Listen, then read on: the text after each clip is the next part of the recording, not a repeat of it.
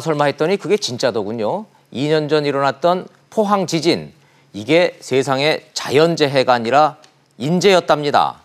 이게 손해배상 가면요, 정부가 앞으로 최대 9조 원의 손해배상금 지급해야 될 일이랍니다. 내용 보시고 이슈 따라잡기 돌아오겠습니다.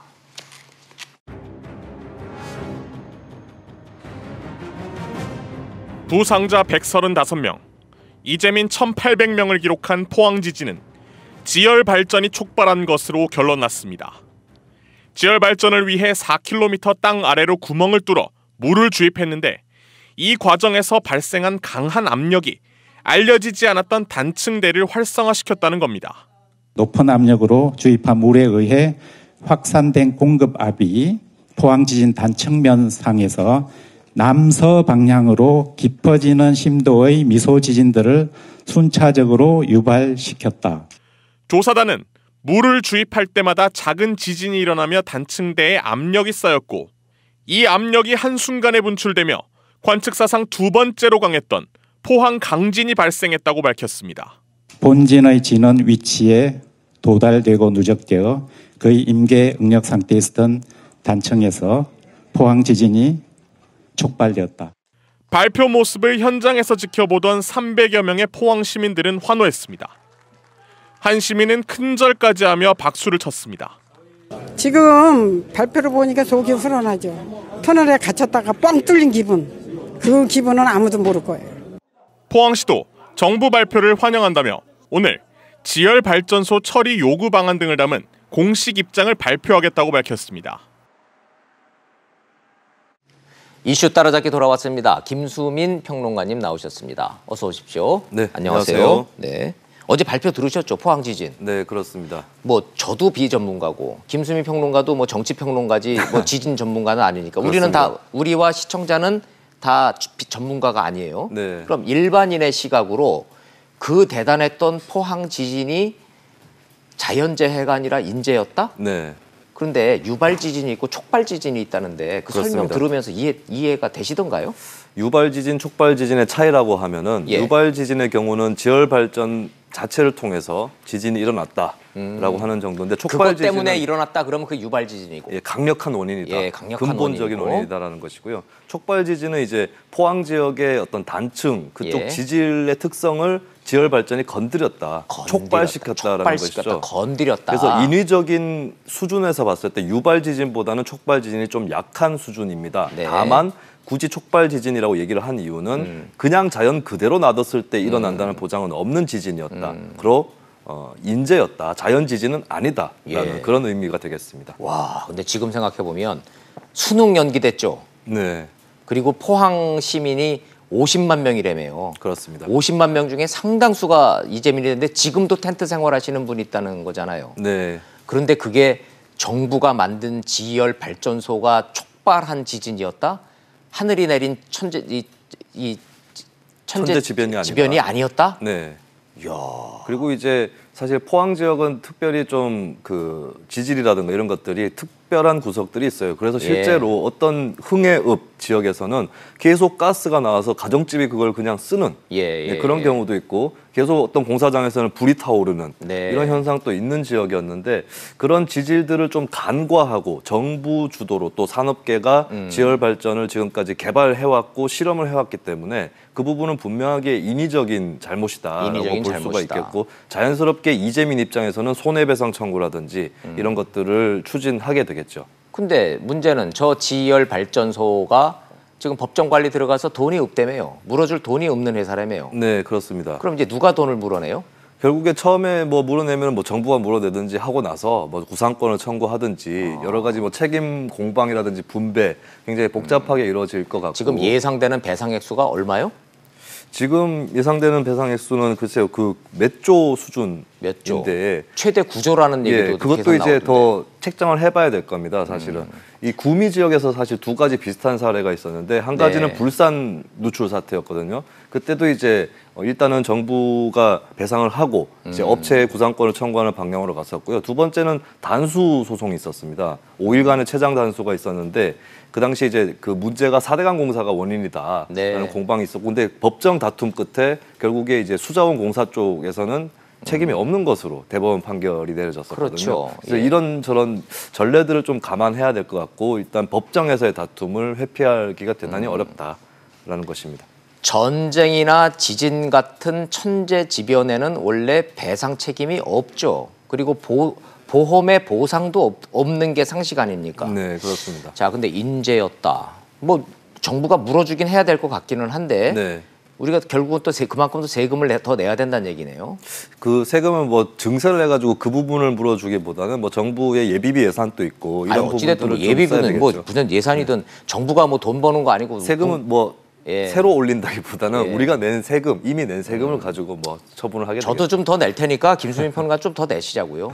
네. 포항 시민들 고생하시는 거 생각하면은 세금 더 내더라도 배상이 그 책임이 분명히 나오면은 물어줘야죠 정부가. 그렇습니다. 그렇죠? 그리고 배상도 중요하지만은 정부에서 2010년경부터 무리하게 이 지열 발전을 추진을 맞아요. 해왔거든요. 예. 사실 포항 지역에 장점이 있다면은 보통은 이제 여타 지역에서는 1km 지하로 내려갈수록 지열이 한 25도 정도가 올라갑니다. 그렇죠. 예. 근데 포항은 35도, 조금 더 뜨거운 땅이었거든요. 뜨거운 땅이었어요. 그렇지만 뜨거운 땅인 동시에 그쪽의 단층이라든가 이런 지질적인 약하다는 얘기예요. 그런 요건들을 또 봤었어야 되는데 그냥 무리하게 지열 발전을 강행했고 초창기부터 문제가 있다라고 얘기가 있었습니다. 맞아요. 그런데 맞아요. 그런 비판 여론들을 다 무시하고 지금까지 왔기 때문에 예, 정부가 이제부터 지열 발전이라든가 이런 사업을 할 때 어떠한 준비를 하고 또 과정을 취해야 되는지 이 부분을 분명한 교훈으로 남겨야 될 것입니다.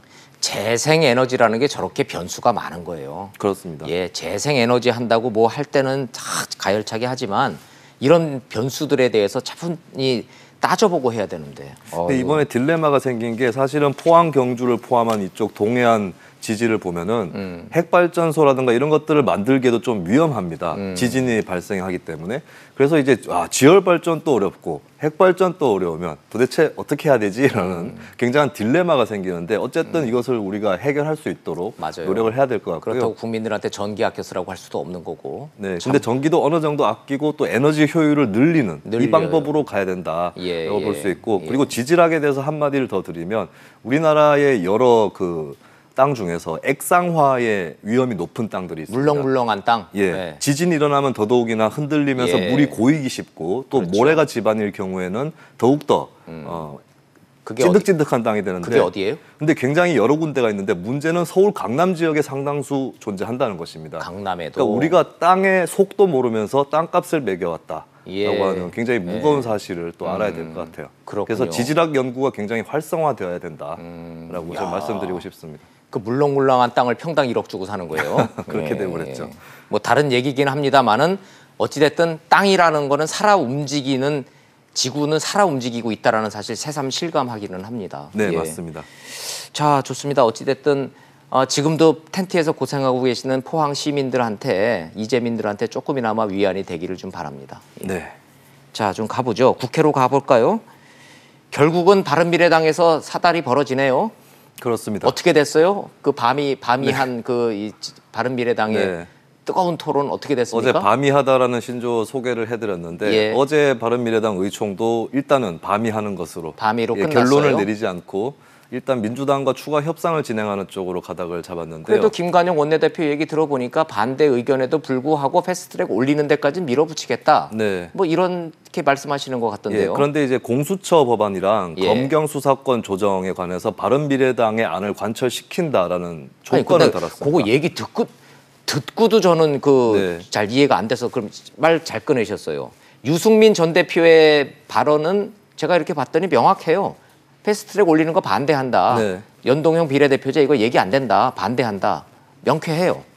그런데 나머지 분들 그 찬성하시는 분들은 공수처 법안하고 연계하자는 뜻은 뭔 말이에요, 그건? 그러니까 되게 편차가 심한데 여러 예. 의원들이 어떤 의원은 이제 선거제는 괜찮은데 왜 다른 법안이랑 연계해서 올리냐 예. 이런 의원도 있고 왜 어떤 의원은 패키지로 선거제는 묶죠, 그걸? 싫다라는 의원도 있고 패스트트랙 자체가 싫다라는 의원도 굉장히 다양합니다. 근데 어제 난 결론은 일단은 네. 공수처 법안과 검경 수사권 조정 이 안에 대해서 바른미래당의 안을 관철시키겠다. 아니면 패스트트랙 하지 않겠다. 라고 하는 게 김관영 원내대표가 발표한 내용이었고요. 네. 이제 공수처안 같은 경우는 추천위원회에서 60% 이상의 동의를 얻어야 처장을 임명할 수 있도록 그래서 네. 이제 야당의 비토권을 강화하는 그런 안 하고 이제 기소권은 검찰한테 주는 네, 이렇게 기소권과 수사권을 분리하는 두 가지 안이고요. 검경 수사권 조정에서는 피의자 신문조서, 피신조서의 증거 능력을 인정하지 않는 이것들을 관철시켜야 선거제하고 다 같이 패스트트랙에 올리겠다라는 것이고 공을 살짝 민주당한테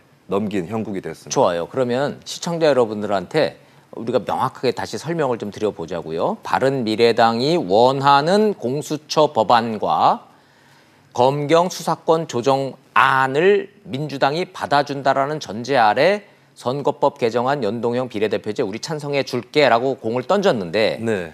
제가 궁금한 거는 시청자들이 궁금해하는 거는 바른미래당의 공수처 법안안과 검경 수사권 조정안과 민주당의 안이 같을 리가 없잖아요. 네, 그렇습니다. 그래서 글쎄요, 이걸 그냥 여기서 결렬이 될 것인지 아니면 또 절충점을 찾아서 갈 것인지 이게 문제인데 사실은 더 주목해야 될 것은 바른미래당 당론이 완전하게 뭐 3분의 2 이상 의원의 찬성 하에 결론이 나느냐 안 나느냐를 떠나서 이 패스트트랙이라는 것은 전체 의원의 그 5분의 3 이상의 동의 없어도 각 위원회 위원의 5분의 3 이상이 동의하면 가동이 될 수가 있습니다. 근데 지금 중요한 것은 정개특위와 사개특위의 의원들의 분포인데요.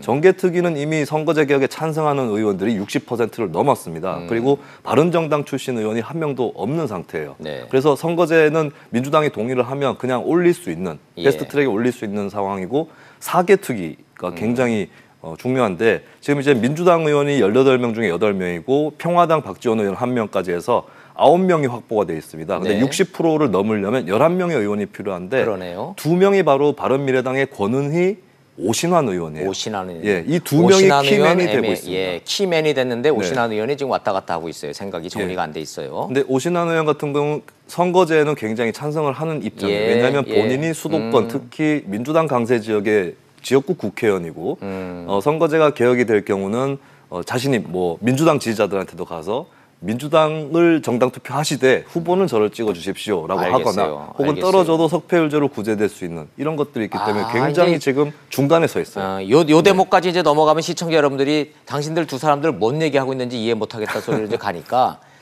여전히 잘 모르겠다. 어떻게 될지 모르겠다로 정리하고 정리해줘. 이거는 뭐 이번 주 안에 끝날 것 같지 않으니까. 자, 이게 버닝썬 사건이 조국 민정수석한테 불똥이 튀는 것 같아요. 네. 이유는 중간에 있는 그 문제 그 총경? 윤 총경이 그 조국 민정수석 밑에 있었나요? 민정수석실의 행정관으로 근무를 청와대 했고 파견 때문에. 네, 그리고 이제 그 뭐 친하게 지냈다고 하는 연예인들 또 기획사 대표하고 골프를 쳤다. 뭐 이게 드러나면서 그게 다 청와대 근무 시절이에요?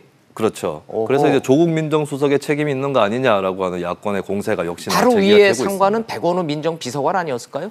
뭐 그렇게 볼 수 있는데 그 위에 어차피 민정수석이 있는 것이고 야권 입장에서는 이 일을 키울수록 좋으니까 더 위에 있는 사람을 또 타격을 하는 것이겠죠. 결국은 조국 수석 책임론, 검증 부실론 이걸로 가는다는 얘기네요. 뭐 그렇겠습니다. 뭐 직접적으로 조국 수석이 유착을 한 거는 전혀 아니기 때문에 그렇게까지는 얘기를 못 하겠고 검증이 부실했던 거 아니냐, 책임을 져야 된다, 뭐 이런 얘기겠죠. 데리고 썼던 경찰 총경이 이런 부적절한 행위로 무리를 일으켰으니 정치적 도의적 책임을 져라, 뭐 이런 논리겠네요. 최소한 그렇게 또 진행을 할 것 같습니다. 자, 그러면 이런 와중에 인사청문회 하는데 청와대가 김현철 통일부 장관 후보자 뭐 그대로 임명 강행하겠다라고 어제 총리 말씀 그렇게 하시대요. 네, 그렇습니다. 자, 그거는 청문회 여부와 상관없이 우리는 갈 길 간다 이런 뜻인가요? 뭐 그렇게 받아들여지게 한다면 국회 입장에서는 굉장히 불쾌한 일이 될 수밖에 없겠는데. 자, 그럼 사실관계만 놓고 보자고요. 이낙연 총리 답변만 놓고 보면 그래도 제일 낫다. 검증해달라. 이 얘기는 우리는 강행한다. 이렇게 해석이 되는데. 그게 이제 김현철 후보자 같은 경우는 천안함 관련한 발언. 그리고 이제 금강산 그 피격 사건에 대해서 통과 의뢰라고 워딩을 썼던 것이 가장 문제가 될 겁니다. 아마 김종인 대표라든가 이쪽에 대해서 씹다 버린 껌 운운했던 거는 조금 그냥 지나친 말 정도였고 그래서 천안함에 대해서 아마 신앙 고백을 요구받을 그럴 공산이 높습니다. 청문회에서. 근데 이제 이낙연 총리가 저는 일종의 신호를 보낸 것이 아닌가. 거기 나가면 김현철 후보자가 전환함에 대해서는 북한이 한 게 맞는 것 같습니다. 뭐 굳이 시그널을 잠정적으로 주고 정답을 좀 이렇게 선생님이 좀 이렇게 코치를 해준 거네요. 너 나가면 이렇게 얘기하라고. 그렇죠. 예전에 보면은 뻗땡기지 말라. 유시민 의원이 이제 보건복지부 장관 후보자 돼서 청문회 할 때 굉장히 평소와는 다르게 수더분하고 낮은 자세를 취해서 이제 청문회를 통과하려고 하지 않았습니까? 네. 김현철 후보자도 그런 자세를 취하는 것이 아닐까. 네. 김현철 후보자가 올린 글로만 따지면 천안함 폭침은 북한군의 소행이다라고 하는 증거가 없다 이 주장이잖아요. 네, 그렇습니다. 이 주장을 말이 아니라 글로 썼기 때문에 속된 표현으로 빼박인데 네. 청문회에서 분명히 문제가 될 테니 요거는 입장을 바꿔라 이런 뜻인가요? 뭐 그런 신호를 저는 보냈다고 봅니다. 그리고 그러네요. 김현철 후보자도 실제로 조금 의견이 달라졌고 그때는 조금 지금하고는 생각이 다르다 이렇게 얘기할 공산도 있어 보입니다. 그래요. 네. 그러면 대통령한테 문재인 대통령한테 군복 입고 쇼했다라고 비난한 건요. 그거는 어떻게 보면은 매력 포인트가 될 수도 있어요. 오히려? 네. 그리고 문재인 대통령도 자신을 그렇게 비난했던 사람을 자리에 중용한다라고 하는 대단히 관용적인 이미지를 취할 수도 있는 부분이라서 그 부분은 오히려 김현철 후보자나 문재인 정부 입장에서는 역으로 활용할 수도 있는 그런 대목인 것 같습니다. 알겠습니다. 언론에서 그렇게 문제를 삼고 있는 김연철 후보자조차도 제일 낫다고 판단했다는 얘기는 이번에도 낙마자는 없이 그대로 임명 강행한다 이런 의사표시인 것 같은데 좀 보죠. 어차피 다음 주에 계속 열리잖아요. 네, 그렇습니다. 알겠습니다. 다음 주도 잘 부탁드립니다. 네, 고맙습니다. 고맙습니다.